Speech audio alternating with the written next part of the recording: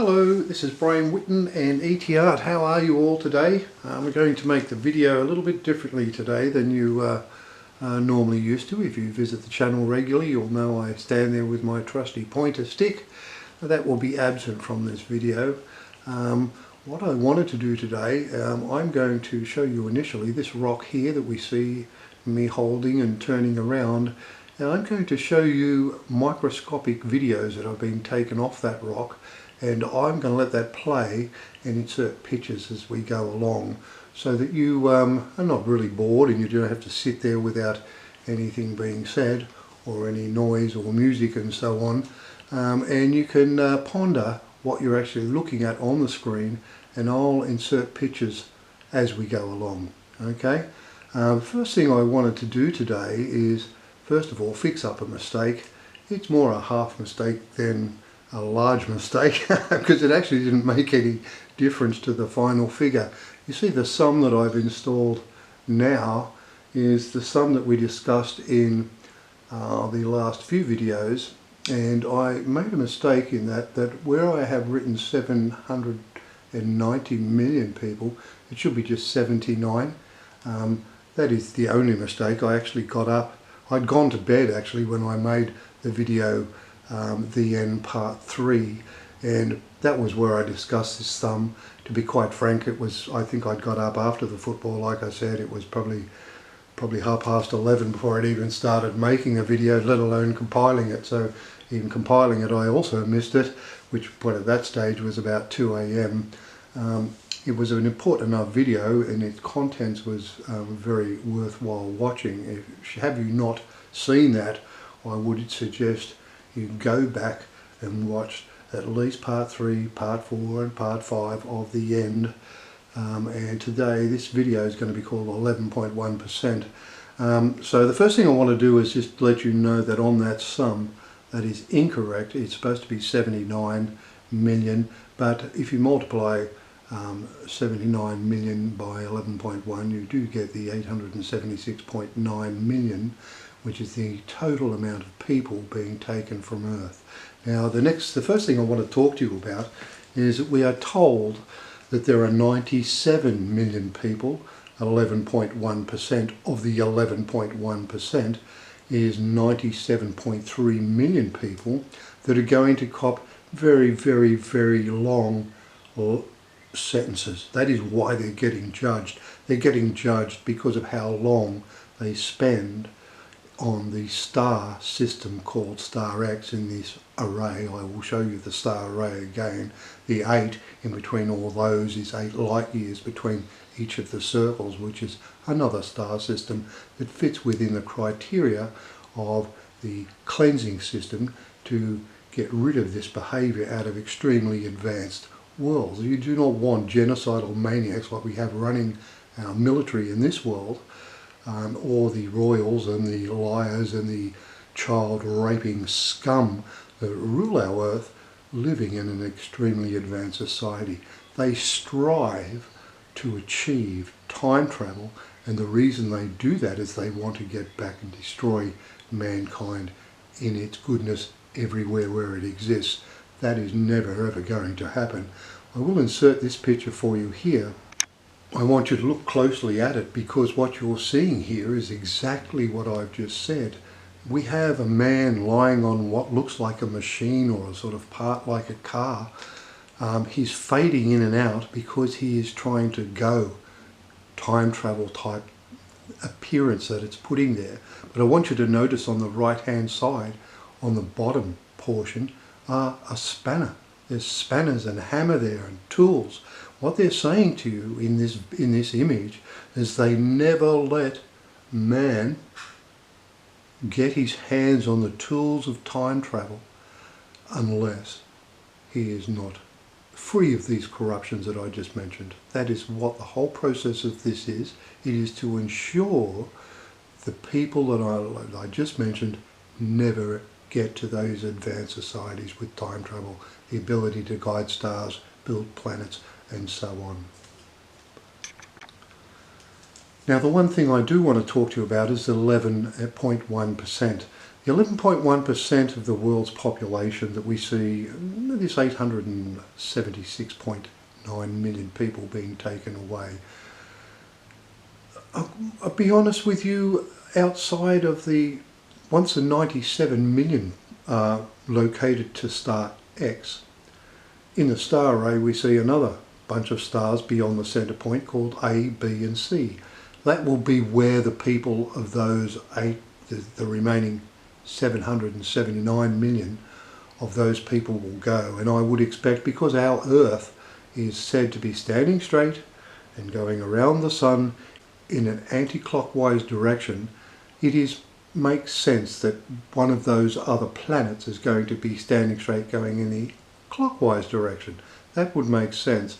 It would also mean that the other two stars may very well possibly be, number one, starting the cycle, or the first 3,000 years of this tilted axis cycle, and the other one, the other star then, may have a planet going the latter half of that 6,000 year cycle. In other words, the cycle that we are just about to finish will be started on another planet around another star. I would expect that to be the case, but the important thing I wanted to let you know here is that you're not getting a sentence as such, because you're going to live out your natural lives. Those that get sent to the centre star, they live far, far, far longer, thousands and thousands of years, and I can assure you it is that bad. It still lets you realise that the people that built and designed all such things know that if you step out of reality in our physical being and our physical lives within the system, whatever system it may be, that it's a final thing, and it's far worse than even the penalty. So that's what I wanted to let you know there. The 11.1%. 11.1% of the world's population that is spread across the world. There are people that will not have anywhere near that amount of people taken from their societies, because they don't exist within the one I do. I can assure you now, when we talk of Australia and we talk 11.1%, we're not talking 11.1%. That is obvious. See this inserted rock here? I've said to you, and I've installed this before, it's actually the Great Australian Bight, and I've explained its meaning, and I've also gone through the processes of showing you the microscopic images and videos that I've taken off that rock. I won't go through that again because I have done that in the past. What I wanted to tell you today was that when you look at it, I said it's going to be equal to the amount of people that live in that area. That is not correct.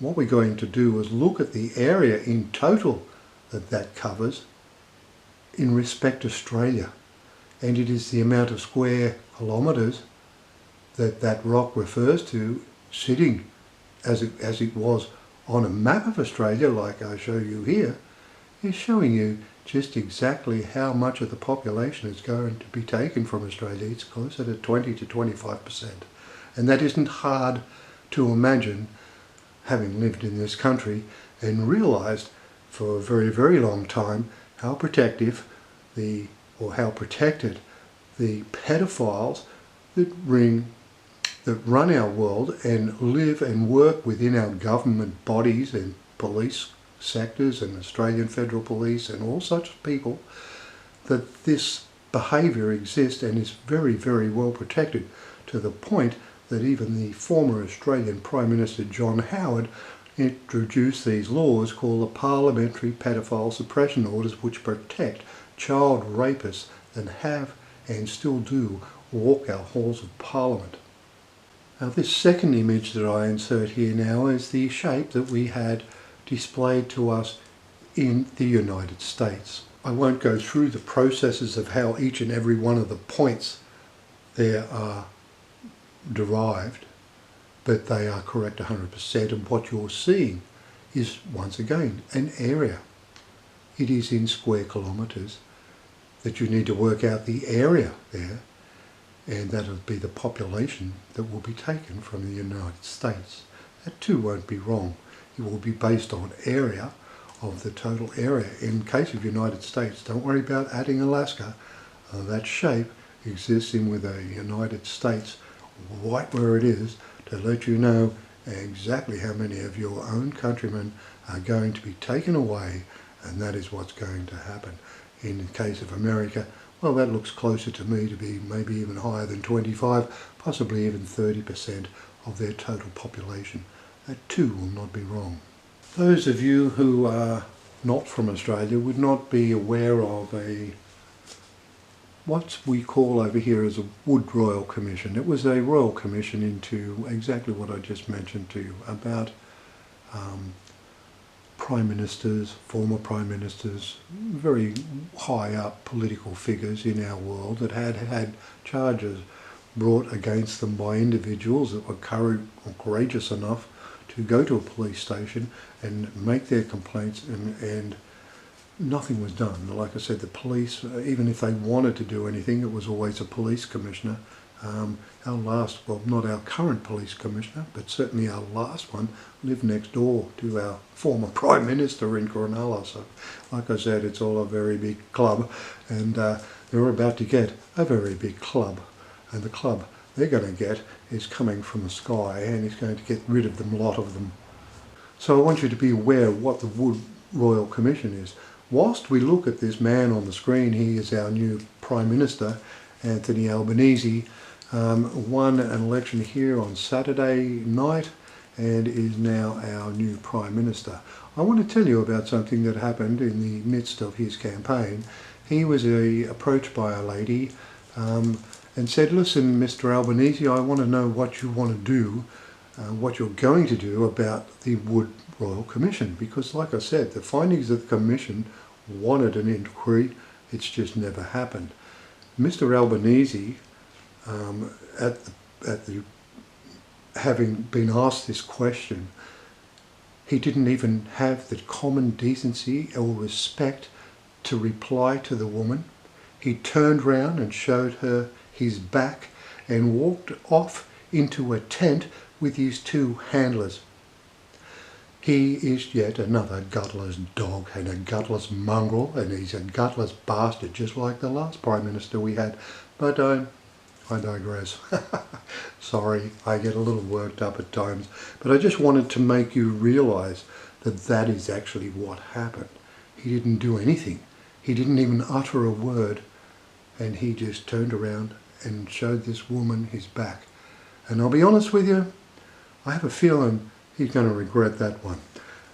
So what I wanted to do, just whilst I go on here, is that he is well aware of who I am. He's known who I am for a long, long time, as just about every Australian federal politician does, and certainly every state premier. He was in opposition. I communicated with him many years ago, and his other female counterpart, I've communicated with Ms. Plebiscite many years ago about corruption in the family court and such things as that.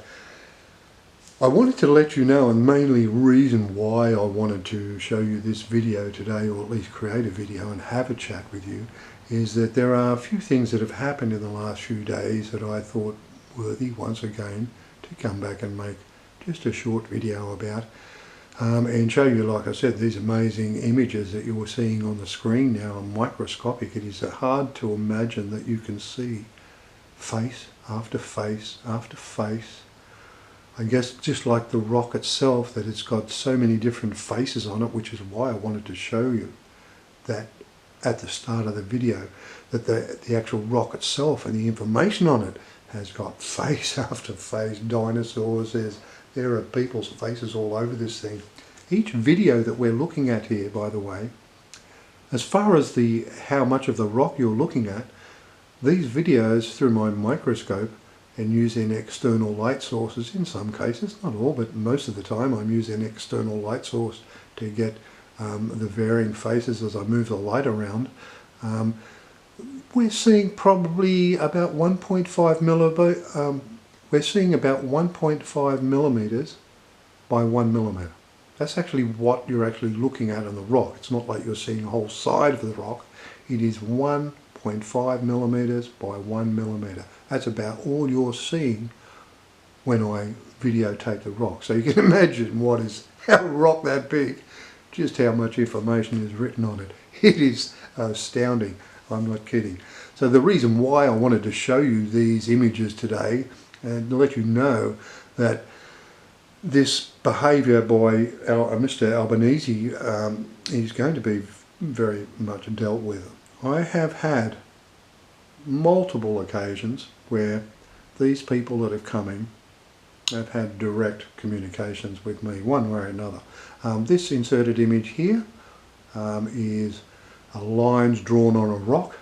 This happened in the middle of a video I was making called the Programmable Rock, and as crazy as that may sound, the line on the left hand side, albeit it just looks like a hook, I understood what it meant, and it was very catalyst. It sent me on my journey of understanding in a far better manner, because I was certainly run up against a brick wall when it was I needed to understand the true purpose of the Serapeum, which is an underground building in Egypt that contains these big black granite, very well finished black granite rocks. I won't go into that too much at this present point in time, because I've also covered an explanation as to what the Serapeum is and how it works. I won't go through that again, but just to let you know that that line on the left hand side that you're looking at is in actual fact very critical, because what it told me was that the 180-degree half loop you see there is actually talking about the rotation of Earth around the Sun. In other words, that the plane of rotation of Earth around the Sun has drifted for 6,000 years, and it drifts 180 degrees. The whole process of this 6,000 year cycle was to change a planet that stood straight, cycling the Sun clockwise, to one that stands straight, cycling the Sun anti-clockwise. And probably the only other mistake I wanted to fix up in my last video was I did state in that, as I'm going through it, that we were going through, populating, galaxy, or I should say star after star, as we go through the solar system.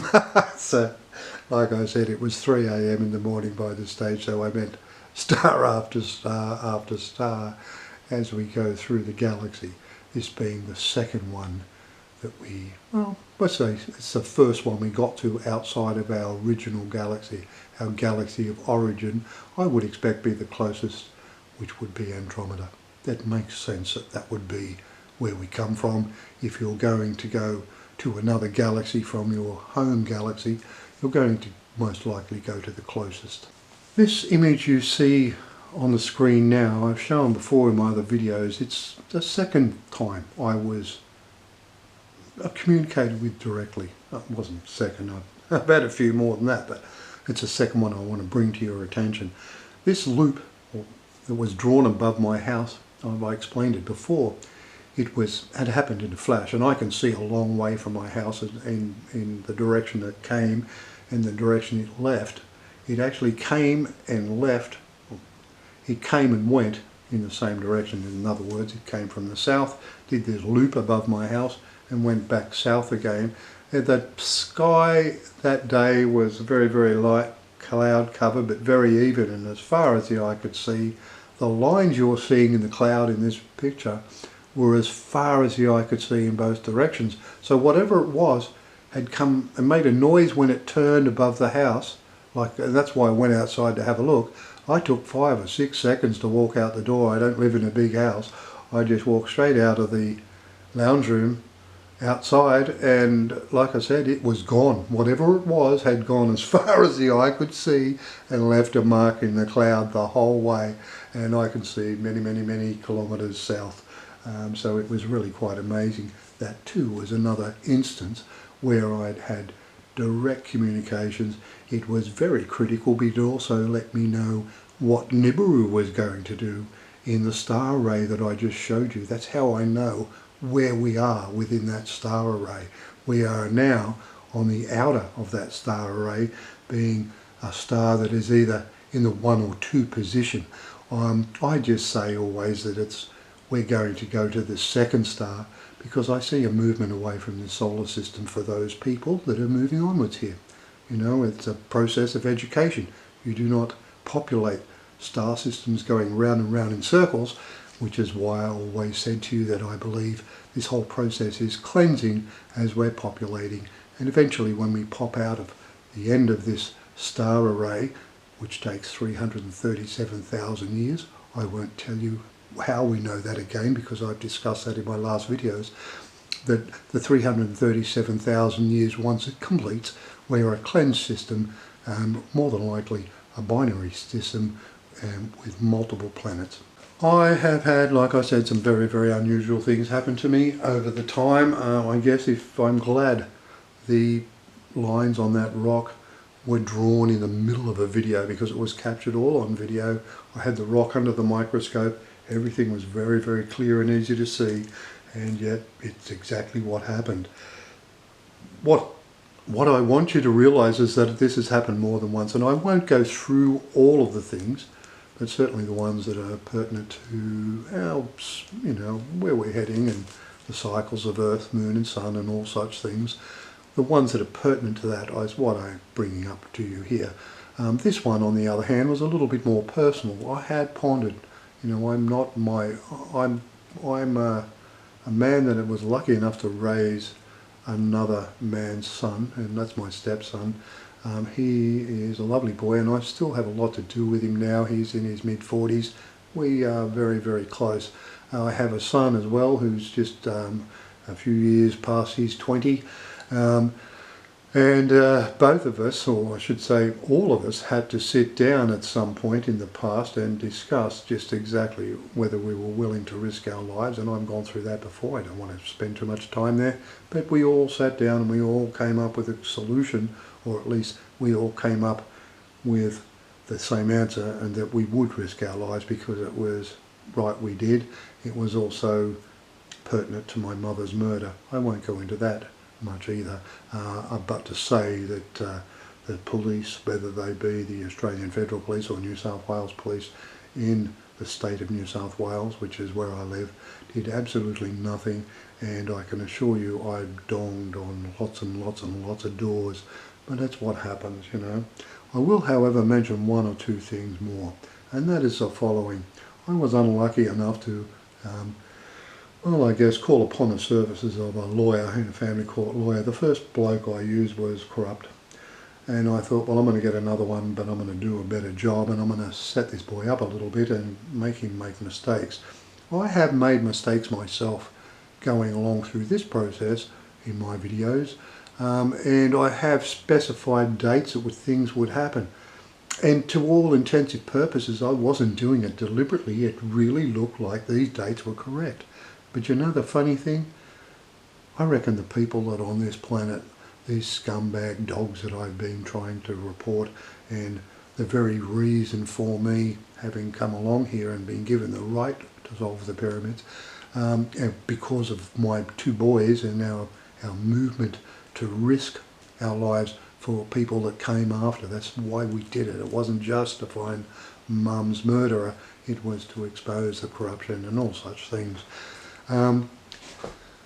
We did that because we wanted to set things right, you know, and like I said, long ago when I had this dodgy lawyer, the second one I did a good job, put it that way. I did good enough job if they knocked my mother off.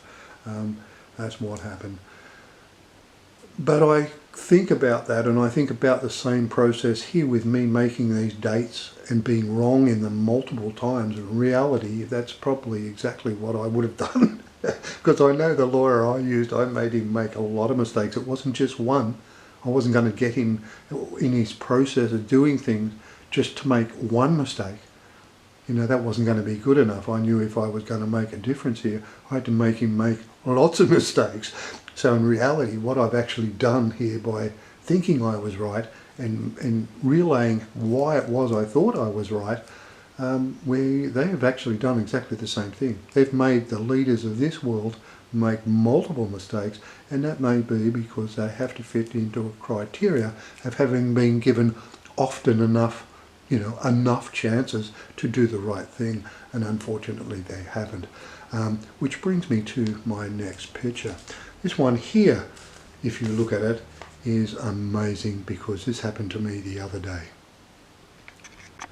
I was in the process of doing some work around the house, and I walked back outside to go and do something and looked up at the sky, and I saw what you're looking at now. And I looked at it and immediately I've just gone, I cannot believe it. I cannot believe what I'm looking at. What we're looking at here is a cloud, but it's a cloud that's telling me a story. It's told me exactly what I've told you time and time and time again, that there have been boats dropping nuclear bombs off the coast, off the east coast of Australia, and this is written in the sky. This was only the day after the Prime Minister left to go overseas. So we've got a new Prime Minister in, he rolls out, and then this is written in the sky the very next morning of the next day after Prime Minister leaves Australia. And I'm looking at it thinking, why are you telling me that? Why are you putting that in the sky above my house? I'll tell you I know why. Because that bloke had just packed up, turned his back on that woman and packed up and left this country, knew full well that was supposed to go down the very next night. That's why it's written in the sky above my house. That's exactly why this image is where it is. It's a little boat with a nuclear explosion behind it. The white cloud, the big thick white one, is a nuclear bomb. You can see the boat quite easily to make sure you realise that it is not coincidence. They've even put a little straight line at the stern of the boat, which is where you normally hang a flag or a ski, you know, a skier if you're pulling skis. So where it's implying that it's not a huge boat. Well, what they're saying is these boats have dropped nuclear bombs off the east coast of Australia only within the last few days, and they were supposed to go off the night after the Prime Minister left. So I'd be honest with you, if I'm saying what I'm saying and reading this message correctly, the man that turned his back on that woman and the man that left the country the day before that message was written in the sky, if that is correct, I would suspect, be honest, that man won't come back to Australia. He will be taken while he's away. He will never walk back here again if in actual fact that is the case. I also have heard and been telling you that we are told in this glyph here, and explained it in part 5, that the glyph is telling us a time frame here. This circled portion here is telling us the time frame between, which is why the most left-hand upper craft is a helicopter. It's referring to an army, like in other words a helicopter. That's why it's hollow in the middle there, because it's a troop carrying craft. And the bottom where we're seeing the 11.1% showing us in this bottom portion here is in actual fact telling us the time frame, and the moth on the other side is the time frame. Now, I've heard somewhere the other day about a whole lot of hardware that was sent from America over to Ukraine that apparently they were asking for more because none of it worked. I don't know how true all that is, but that's certainly what I've been seeing on some type news-related social media platforms, not just a bloke sitting at home making a video like me. But no, that's what actually happened. So I would expect, like I said, that if I'm correct in reading this sign here that's been written in the sky above my house, yet again, that if that is exactly what was happening the night before last, I would expect Mr. Albanese will never enter Australia again. That's all I want to say today. I just want to thank you all for coming back regularly, those of you who do, and spending some time here having a chat, and spending some time here while I show you what I'm learning as we've gone along. But certainly I am finished to the degree of understanding most of what it is I need to know, and I would hope that those that do come here do give me an opportunity or to go and teach other people what they have taught me. So that's all I've got to say today. I think we'll finish up there, and I'll just say thank you very much for coming to my channel here. And I don't ask you to subscribe or, but we are at a point where we really need to share some of this information. I do understand the ramifications. To be honest with you, some of the 779 million people that we see being taken, I would expect they're probably being taken for some of their own safety. They have failed in this cycle. But I'll be honest with you, I'm a nice man, but if I walked into a room and saw some of the things that I've heard about actually happening, you know, with child sacrifice and whatnot, I know, and I was armed, I would probably kill people, and I'm a nice bloke, so this is why I think that's such a high number there getting taken away, in respect that maybe for your own safety to a degree, because I can assure you there are many, many people on our planet that would retaliate, knowing full well what you boys and girls and men and women have been up to behind our backs, so to speak. That is all I will say today. This is Brian Whitten and ET Art, and I do hope you've enjoyed the artwork that you've seen in the video that I've let run here. They really have been quite amazing, isn't it? And to think you're only looking in both instances of these videos, that you're looking at like a 1.5 by 1 millimeter area of such a big rock. Some of the stuff on that rock is absolutely mind-blowing. But anyway, that's all from Brian Whitten and ET Art. You have a lovely day. Bye-bye.